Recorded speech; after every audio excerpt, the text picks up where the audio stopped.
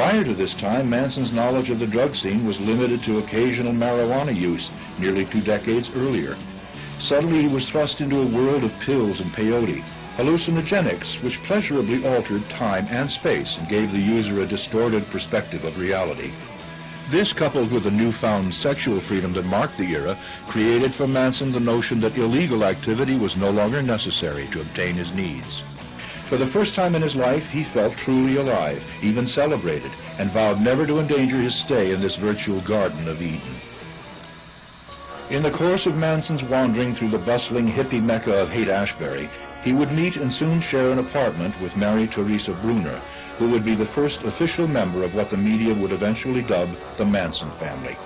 Bruner would often join Manson on his frequent jaunts, exploring the scenic California coast and meeting a variety of fellow wayfarers.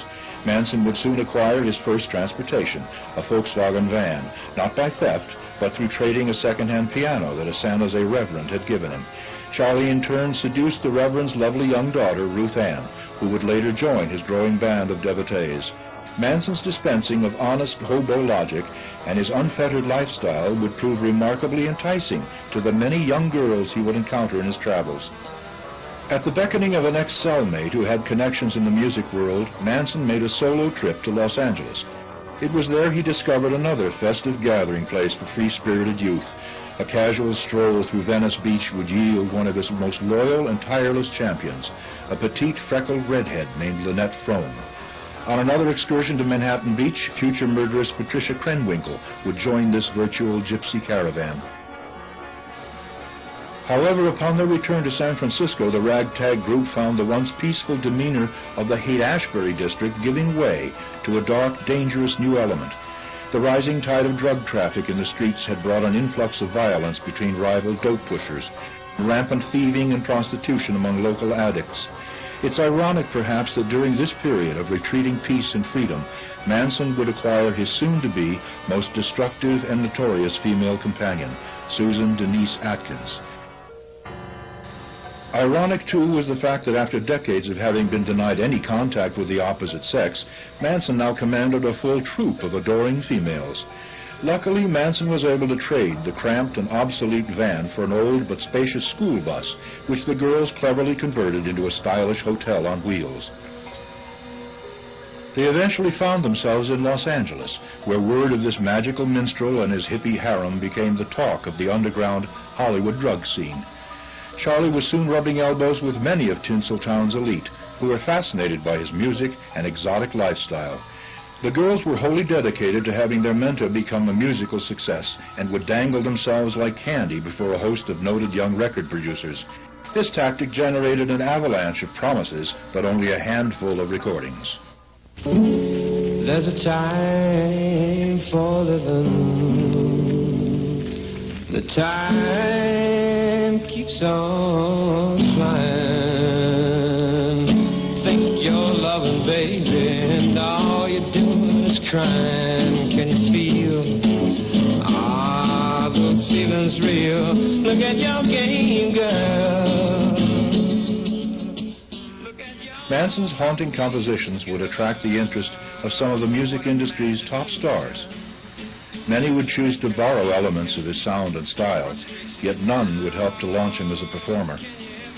Despite his growing resentment of music industry methodology, Charlie remained a solid hit with the local Hollywood party scene, and before long had acquired many new traveling companions, including Diane Lake, Catherine Gypsy Scher, Leslie Van Houten, Kitty Lutzinger, Nancy Pittman, and the fiercely devoted Sandra Good. Several of these girls were also followers of another charismatic young musician named Bobby Beausoleil, whose boyish good looks had earned him the nickname Cupid. Although Manson had previously been reluctant to recruit male members, Beausoleil was allowed to join the group. Manson now felt that his ever-growing female legion would require more care and protection than he alone could provide. Soon Manson's chance meeting with hard-living rock drummer Dennis Wilson led to a close personal relationship. Wilson delighted in the constant sexual favors of Charlie's girls and gave the group the run of his home and many of his personal possessions. The association ended abruptly, however, when one of Charlie's songs appeared uncredited on the Beach Boys' 2020 album. In the course of their travels, the group would pause to deliver Mary Bruner's child by Manson, who would dub the boy Pooh Bear. Due to the influx of new members, the cramped, road-weary school bus was no longer an ideal home for this youthful band of nomads. Having heard of a local wrangler who could repair the ailing bus, Manson paid a visit to his place of employment, the Spahn Ranch. This once popular Western movie locale had become a virtual ghost town, with only a portion of the property still in use as a horse rental service. The tall canyons and natural streams that bordered the ranch created the illusion of complete and natural isolation, though suburban Chatsworth was only minutes away. Manson's mind reeled at the prospect of settling his family in this remote and spacious squatter's paradise. To make matters more ideal, the resident owner, George Spahn, was 81 years old and legally blind. Spahn agreed to let Manson and his clan move in, and in turn would receive constant care and attention from the girls. To Manson's initial dismay, the sudden presence of dozens of scantily clad females on the premises brought several of Spahn's young hired hands into the fold. Soon, many of the male drifters the group had encountered on the road would turn up as well. Among these were Bruce Davis, Steve Grogan, Paul Watkins, Brooks Poston, and the young man who would later be the group's chief assassin, Charles Tex Watson. The addition of this decidedly rowdier element would make unwelcome demands on Manson, who had grown accustomed to the girls' unqualified adulation. Now the age-old tribal right of maintaining his stature among his own gender would later compel him to display unnatural courage in several volatile situations. During the first months, life at the Spahn Ranch had been an idyllic celebration of complete freedom and sharing.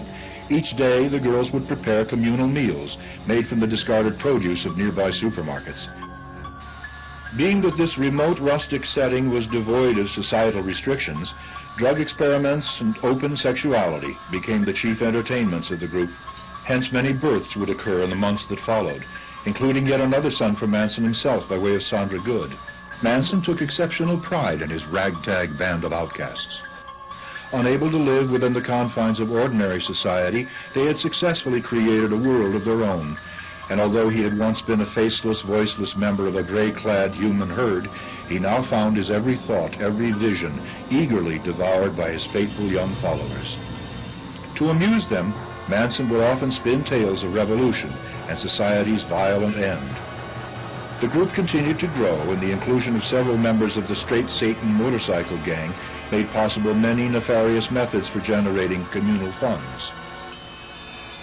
With monumental profits pouring in from daily car thefts and drug sales, Manson had soon abandoned his vow to walk the straight and narrow, and 2 subsequent events would set into motion the collapse of Charlie's world. In June of 1969, naive Texas-born Charles Watson became entangled in a precarious dope transaction with a black Los Angeles drug lord. When vicious threats against the Spahn Ranch girls were leveled, Manson would intervene, and after a tense standoff, a scuffle would ensue, and Charlie shot his foe with a bunt-line revolver. Manson was furious with Watson over having been drawn into a shooting incident and told the cowering young Texan, "Now you owe me one." Although the drug lord had only been wounded during the dispute, by pure chance the next day's newspaper reported the local murder of a prominent Black Panther figure. Manson was particularly unnerved by the item, having spent time in prison with many black militants, whom he regarded extremely tough and dangerous. He recalled their boasts of stockpiling arms in the ghettos for an impending revolution, and feared bloody